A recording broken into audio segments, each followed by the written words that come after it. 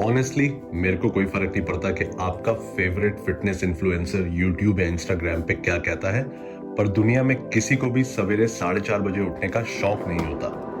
और ऑनेस्टली जो भी इतनी सुबह उठता है, इंक्लूडिंग मी, वो उठता है किसी पर्पस से, किसी एम को अचीव करने के लिए या जीवन में कुछ पाने के लिए।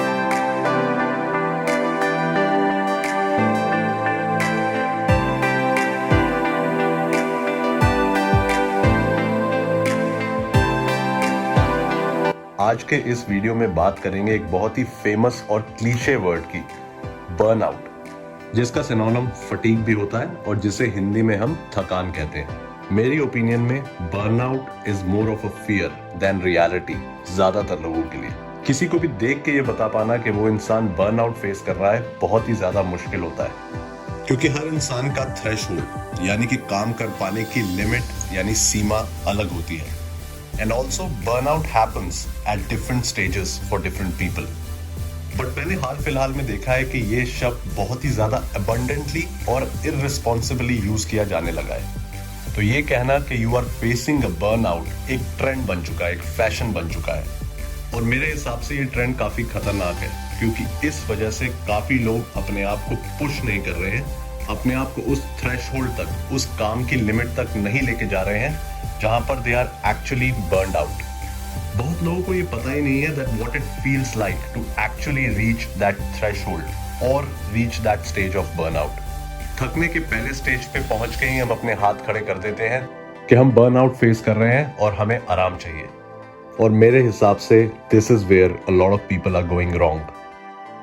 नमस्कार, welcome back to the channel. स्वागत है आपका एक नए वीडियो में। आज है सैटरडे, अभी बजे हैं सुबह के 8। आपने देखा एक पुल वर्कआउट जिसमें रेगुलर मैंने 4 एक्सरसाइज लगाई, बैक की, एक रियर डेल्ट की और एक बाइसेप्स की। खैर, अपनी डिस्कशन कंटिन्यू करते हैं, बात करते हैं बर्नआउट के बारे में। I would like to share my opinion.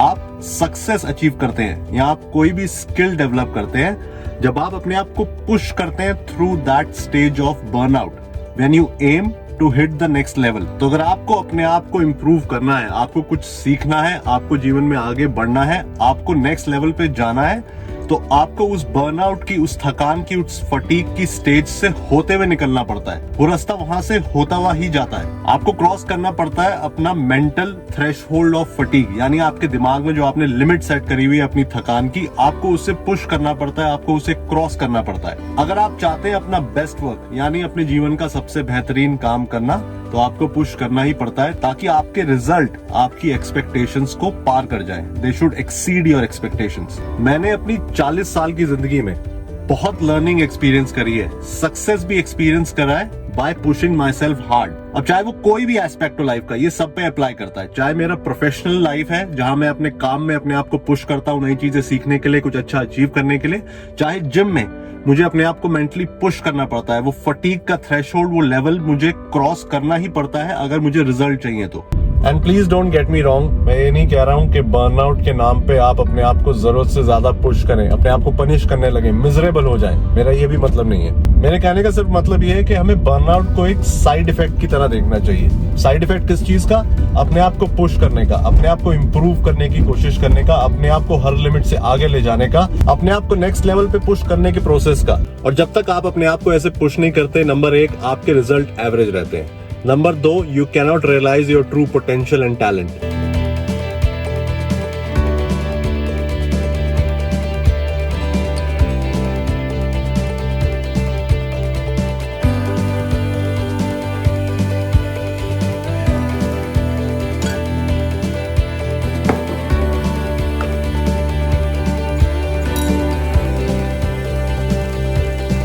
बात आगे कंटिन्यू करने से पहले आप मुझे बताओ कि आपको ये नए कप कैसे लगे। मेरे कॉफ़ी के कप्स टूट गए थे 2 एक साथ, तो मेरे को नए कप चाहिए थे। मैं एक दुकान से कप लेने जा रहा था और मुझे रोड साइड एक ठेले पे एक आदमी कप्स, पॉटरी के आइटम्स बेसिकली बेचता हुआ दिखा।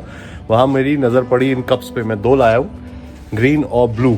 तो जब मैंने इन कप्स का दाम पूछा तो मैं शौक में आ गया, क्योंकि ये एक कप केवल 60 रुपये का था। 2 कप मुझे 120 रुपये के मिले। यही कप एग्जैक्टली अगर मैं ऐसा कप किसी दुकान से, किसी शोरूम से या किसी मॉल से लेने जाऊं तो 200-250 रुपए से नीचे नहीं होगा। और मैं देख रहा था कि उस आदमी की खास बिक्री नहीं हो रही है, कोई ज्यादा उससे सामान ले नहीं रहा है। तो मैंने लेसन ये सीखा कि ऐसे लोगों की हेल्प करो, आपका भी फायदा, you are getting things at a much cheaper price, plus they get to make a living, तो it's a win win situation.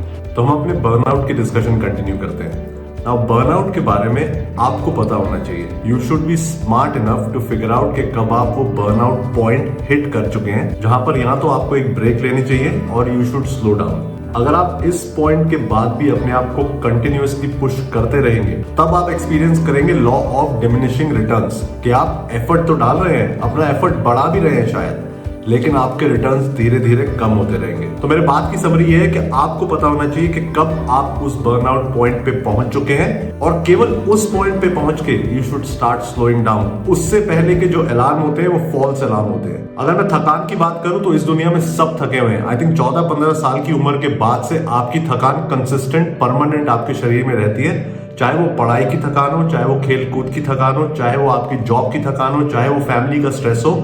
You are always in a state of fatigue. और आपको दूसरों की बात में भी बिल्कुल नहीं आना है। आपकी फैमिली, स्पेशली आपकी मदर, आपकी वाइफ, आपके भाई बहन, ये जरूर आपको रेगुलरली बोलेंगे कि आप काफी काम करते हैं, आप बहुत मेहनत करते हैं, इसलिए आप हमेशा थके हुए रहते हैं। और इन सब चीजों का ऑनेस्टली एक साइकोलॉजिकल इंपैक्ट होता है हमारे ऊपर, कि हम फील करने लगते हैं कि हम बहुत ज्यादा मेहनत कर रहे हैं, इस वजह से वी आर ऑलवेज टायर्ड, या आज की मॉडर्न भाषा में we are facing a burnout. लेकिन सिर्फ आप अपनी लिमिट जानते हैं, आप अपनी लिमिट तय कर सकते हैं, और आप ही अपने आप को पुश कर सकते हैं उस लिमिट तक। अपनी लिमिट खुद डिसाइड करो भाई, किसी और की नहीं सुनना। ज्यादातर लोगों के लिए उनका दिन शुरू होता है तकरीबन 9 बजे और खत्म होता है 5 से 6 बजे के बीच में, या जिस भी समय आपका काम खत्म होता है। लेकिन इस दुनिया में थोड़े पागल लोग भी होते हैं मेरे जैसे, जिनका दूसरा दिन इस समय शुरू होता है। मैं जनरली अपने कंटेंट क्रिएशन पे काम करना शुरू करता हूँ 5:30 बजे, अपने ऑफिस का काम खत्म करके। पिछले तकरीबन 1 साल से मैं 7 दिन काम करता हूँ, ताकि मैं एक बैलेंस मेंटेन कर पाऊँ और अपना टाइम अच्छे से डिवाइड कर पाऊँ अपनी जॉब और अपने पैशन के बीच में, जो कि है ये वीडियोस बनाना। ये अब मेरी जिंदगी का एक हिस्सा बन चुका है। This is part of me as a person. और मैं आपको अपनी तारीफ करने के लिए ये नहीं बता रहा हूँ, ना ही मैं ये बताना चाहता हूँ कि मैं कितना हार्ड वर्किंग इंसान हूँ। और मैं ये सब इसलिए करता हूँ क्योंकि मुझे अपना काम बहुत पसंद है, मुझे चैनल बहुत पसंद है, मेरे काफी एम्बिशंस हैं लाइफ में, मैं काफी गोल्स हिट करना चाहता हूँ, मैं काफी चीजें अचीव करना चाहता हूँ लाइफ में। That's why I want to maximise each day. और मैं ये नहीं कह रहा हूँ कि जो शेड्यूल मैं फॉलो करता हूँ यही सही है। इस शेड्यूल में मुझे काफी सैक्रिफाइसेस करने पड़ते हैं, काफी प्रॉब्लम्स आती हैं, बट ये शेड्यूल मेरे लिए काम करता है। हाँ, मैं थक जाता हूँ, लेकिन वो रोजमर्रा के काम की थकान बर्नआउट नहीं होती। तो बर्नआउट के टॉपिक को कंक्लूड करने के लिए मैं सिर्फ ये कहूंगा कि बर्नआउट ना होना, अपने आप को उस थ्रेशहोल्ड, उस लिमिट तक ना लेके जाना लाइफ में एक बड़ा रिस्क है, बजाय उसके कि आप उससे पहले ही रुक जाएं, अपने आप को पूरा ना पुश करें और बर्नआउट हो ही ना। तो अगर आप अपने आप को पुश करके वो बर्नआउट की स्टेज पे लेके ही नहीं जाते हो, आपको पता ही नहीं लगता है कि आपके अंदर कितना टैलेंट है, क्या एबिलिटी है, आप कौन से गोल्स अचीव कर पाते हो, आपके शरीर की, आपके दिमाग की लिमिट क्या है।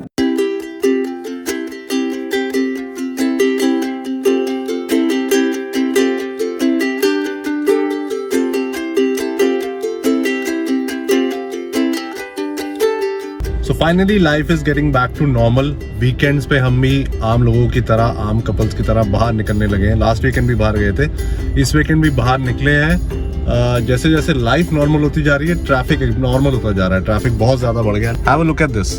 हम यहाँ खड़े हुए हैं तकरीबन पिछले 10-15 मिनट से। खैर, हम जा रहे हैं अमोर बिस्ट्रो। अगर आप दिल्ली से हैं तो आपको पता होगा, ये मालचा मार्ग पे डिप्लोमेटिक एनक्लेव में एक बिस्ट्रो है। बहुत अच्छी जगह है, अच्छा खाना है, हमेशा वेटिंग मिलती है। होपफुली थोड़ा सा और टाइम है अभी, क्योंकि हम अर्ली डिनर करते हैं, तो अभी बज रहे हैं 6। हम तकरीबन वहां से आधा घंटा दूर हैं।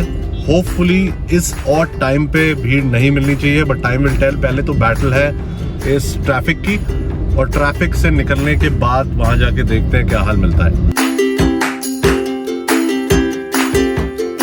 फॉर अ चेंज वेटिंग नहीं थी, we got the table immediately.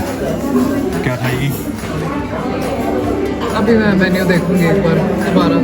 मेरा फिक्स पहले एक बढ़िया सी ब्लैक कॉफ़ी, उसके बाद I think I will go for a chicken burger.